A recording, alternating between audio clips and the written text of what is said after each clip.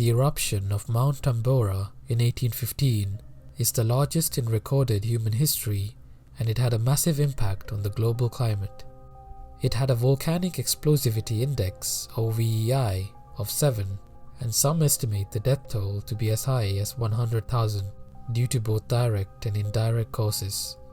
The eruption lowered global temperatures considerably, and the year 1816 was also known as the year without a summer. However, there was an eruption around 7 years prior with a VEI of 6 and can be compared to the 1883 eruption of Krakatoa. Unlike the 1815 Mount Tambora eruption, very little is known about the 1808 eruption, except for the fact that it happened.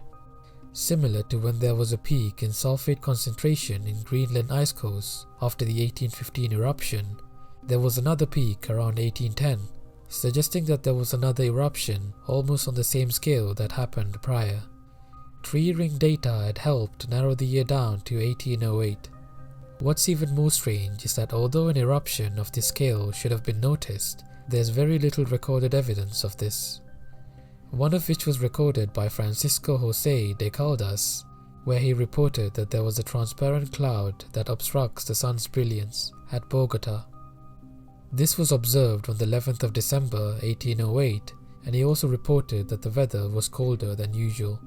Another observation by the physician Hipólito Unanue has led scientists to narrow down the eruption window to within 1 week of December 4th, 1808. There are 2 recorded volcanic eruptions in 1808, the ones in Azores and in Philippines. However, the time period of these eruptions don't match the mystery eruption, as both of those took place earlier in the year. So where exactly was this mystery eruption?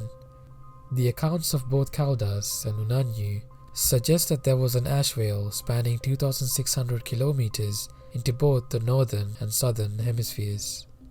The likely source of the eruption would be a tropical volcano located in the southern hemisphere, but is probably no further than 20 degrees south latitude.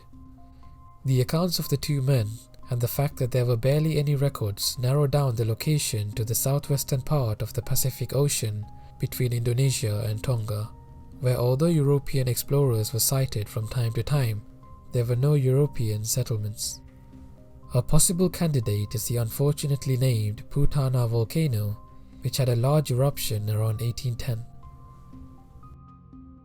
Thank you for watching. Leave a like if you enjoyed the video, and consider subscribing if you want to see more content like this in the future.